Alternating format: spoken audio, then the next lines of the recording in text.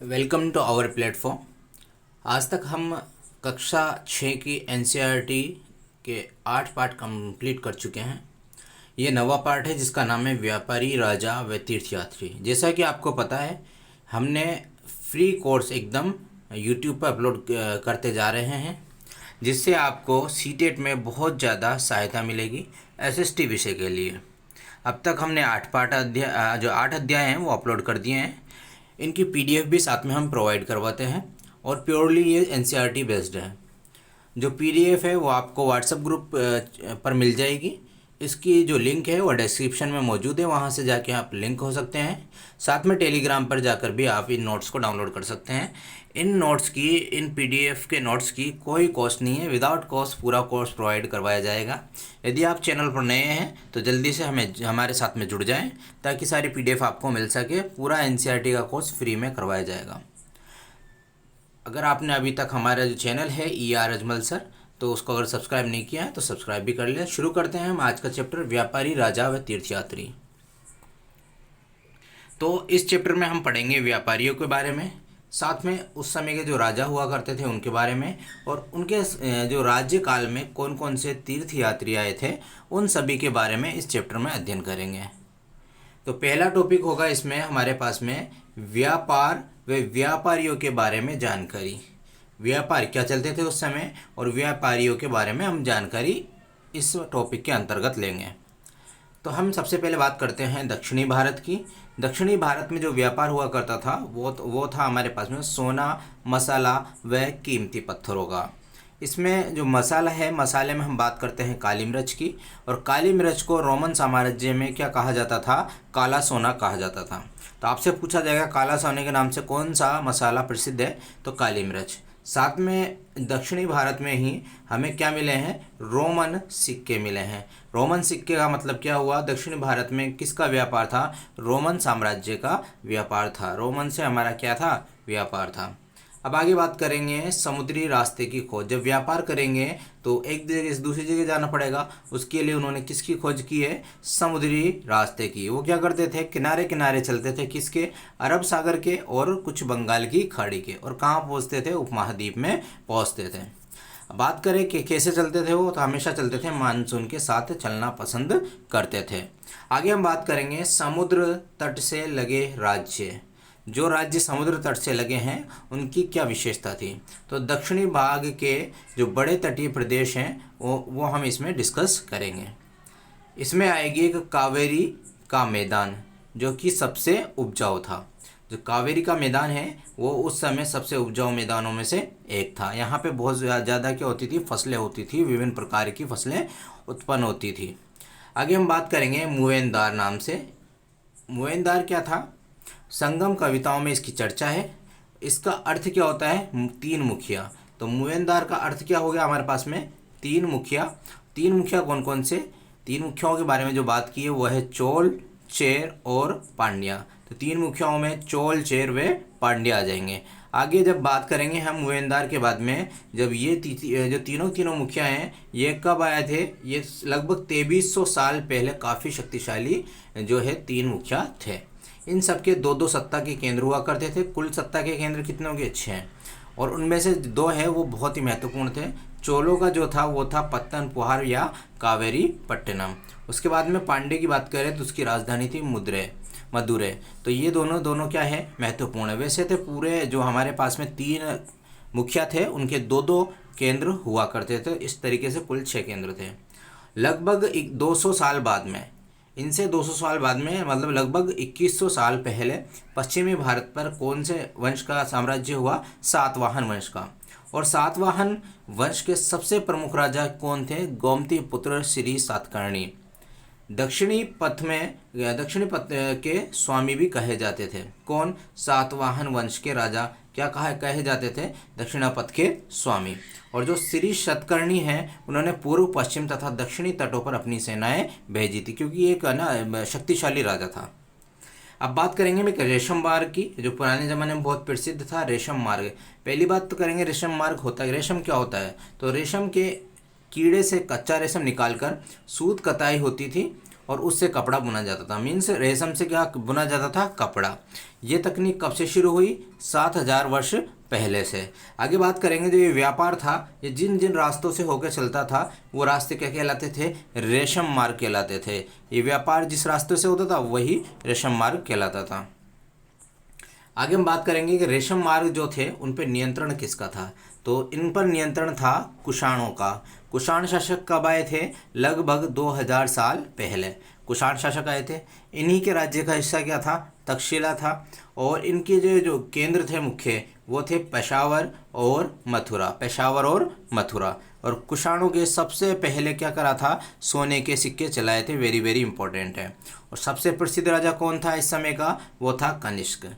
ठीक है, जिस तरीके से सातवाहन वंश में गौमतीपुत्र सातकर्णी है, उसी तरीके से यहाँ पर कौन है? कनिष्क है। और कनिष्क के समय बौद्ध धर्म का बहुत क्या हुआ था? प्रचार प्रसार हुआ था। तो उसके बारे में भी हम पढ़ लेते हैं। कनिष्क 1900 साल पहले शासन शुरू किया था। उसके बाद में इन्होंने किसकी स्थापना की थी? एक बौद्ध परिषद का गठन किया था। इनके समय में इनके राज दरबार में कौन सा कवि था? अश्वघोष, जिसने किसकी रचना की? बुद्ध चरित्र की। और जो उस समय के बौद्ध विद्वान थे उन्होंने क्या किया था? संस्कृत में लिखना शुरू कर दिया था। अब आगे बात करेंगे हम इस समय के बौद्ध धर्म की कौन सी शाखा का विकास हुआ? महायान धारा का। कौन सी का? महायान धारा। इसकी दो विशेषताएं थी। पहली विशेषता क्या थी? प्रतीकों की जगह प्रतिमाओं ने ली थी। मतलब पहले क्या होती थी? प्रतिमाएं नहीं हुआ करती थी बौद्ध धर्म में, लेकिन महायान धारा के आने के बाद में क्या हुआ? प्रतीकों की जगह किसने ली? प्रतिमाओं ने। मतलब उनकी मूर्तियां बनना शुरू हो गया। किसकी? महात्मा बुद्ध की। प्रतीक किस इससे मतलब क्या था? क्या है वो भी पढ़ लेते हैं। जैसे निर्वाण प्राप्ति के लिए किसकी पूजा की जाती थी? पीपल के पेड़ की। निर्वाण प्राप्ति के मतलब पीपल का पेड़। इसी तरीके से दूसरी विशेषता थी, बोधिसत्व की पूजा लोकप्रिय हो गई थी। पहले बोधिसत्व की पूजा नहीं हुआ करती थी।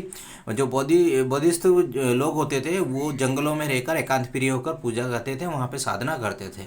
लेकिन अब ये आम जनता के आसपास रह रहकर अपने धर्म का प्रचार करते थे, इसलिए इनकी पूजा भी लोकप्रिय हो गई थी। ये दो विशेषताएं थी महायान धारा की। अब आगे हम बात करेंगे,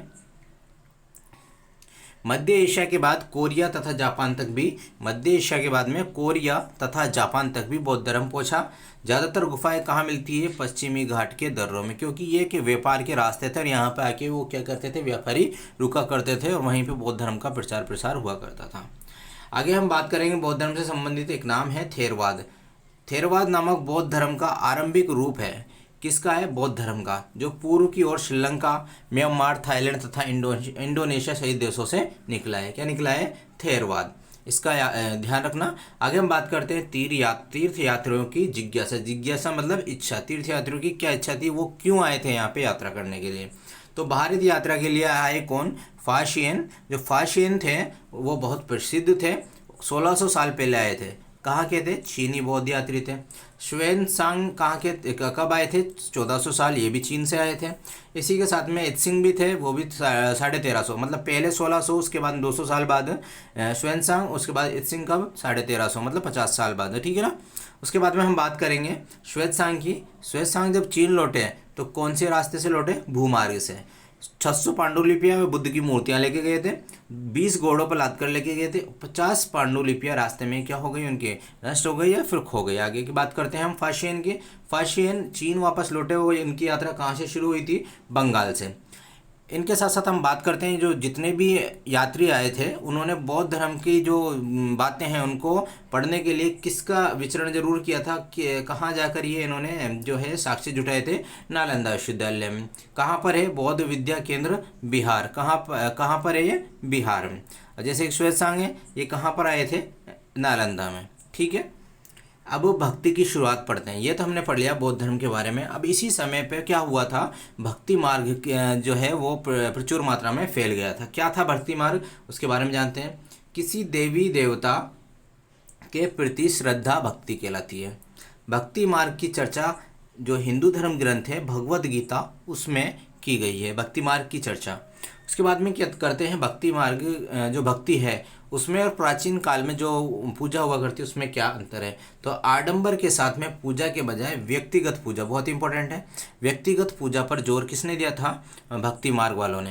पहले क्या होता, आडंबर के साथ में पूजा की जाती थी और इनका कहना था कि सच्चे मन से पूजा करने पर देवी या देवता उसी रूप में प्रकट होंगे जिसमें भक्त देखना चाहते हैं। तो रूप की बात आ गई, तो रूप से क्या हुआ, विभिन्न रूपों में क्या बनने लगे, मूर्तियां बनने लगी और जो है उनकी पूजा होने लगी। अब साथ में हम बात करते हैं भक्ति। भक्ति किस शब्द से निकला है? भज शब्द से निकला है, जिसका अर्थ है विभाजित करना या हिस्सेदारी। मतलब क्या हुआ, भक्त अपने भगवान से बातचीत करता है, अपनी हिस्सेदारी मांगता है। अब हिंदू शब्द है, हिंदू शब्द इंडिया शब्द की तरह ही सिंधु या इंडस से निकला है। तो इसका याद रखना है, हिंदू शब्द किससे निकला है? सिंधु से। और सिंधु को हिंदू कौन बोलते थे? तो ईरान के साइड के जो व्यापारी आया करते थे वो सिंधु को हिंदू बोला करते थे। आगे कुछ एक्स्ट्रा मटेरियल है उसके बारे में बात कर लेते हैं। हम इसमें बात करेंगे ईसा मसीह के बारे में। तो 2000 साल पहले पश्चिमी एशिया में ईसाई धर्म का उदय हुआ। आप मुझे कमेंट करके ये बताइएगा कि ईसाई जो एक ईस्वी है वो किस प्रकार एक ईस्वी को डिसाइड किया गया। ईसा मसीह के बारे में पढ़ेंगे तो जन्म हुआ था बेथलहेम में, रोमन साम्राज्य के थे और स्वयं को संसार का उद्धारक बताया करते थे। आगे हम बात करेंगे ईसा मसीह की मृत्यु के 100 सालों के अंदर ही भारतीय उपमहाद्वीप के पश्चिमी तट पर ईसाई धर्म प्रचारक पश्चिमी एशिया से आए। तो क्या है, उनकी मृत्यु के 100 साल के अंदर ही कहाँ पर पहुँचे थे? अपने भारतीय उपमहाद्वीप में आ पहुँचे थे। आगे हम बात करेंगे सीरियाई ईसाई की। सीरियाई ईसाई कौन होते हैं? तो केरल के ईसाइयों को केरल के ईसाइयों को सीरियाई ईसाई कहा जाता है और साथ में ये जो ईसाई हैं ये विश्व के सबसे पुराने ईसाई माने जाते हैं। तो यदि आपको ये वीडियो, ये चैप्टर का जो डिस्क्रिप्शन है अगर अच्छा लगा है तो वीडियो को लाइक करें, अपने दोस्तों के साथ शेयर करें। यदि आपको और भी नोट्स चाहिए, आप अब तक 8 चैप्टर पढ़वा चुके हैं, उनके भी अगर यदि आपको नोट्स चाहिए तो आप जो है डिस्क्रिप्शन में लिंक दी हुई है व्हाट्सएप ग्रुप की और साथ में जो टेलीग्राम चैनल है उसकी दी हुई है, उन दोनों से कनेक्ट होकर वहाँ से डाउनलोड कर सकते हैं। यदि फिर भी आपको नहीं मिलता है तो व्हाट्सएप ग्रुप में जाके एडमिन देखना और एडमिन में मुझे मैसेज कर देना, या फिर जिस PDF पर क्लास में शुरू में लिखा हुआ था, जो नंबर लिखा हुआ है उस नंबर पर आप मैसेज कर सकते हैं और मैसेज करके व्हाट्सएप मैसेज कर सकते हैं और जो है PDF प्राप्त कर सकते हैं। आपको पूरी PDF विदाउट कॉस्ट, कोई भी पैसा नहीं लिया जाएगा। धन्यवाद, आज के लिए इतना ही काफ़ी है।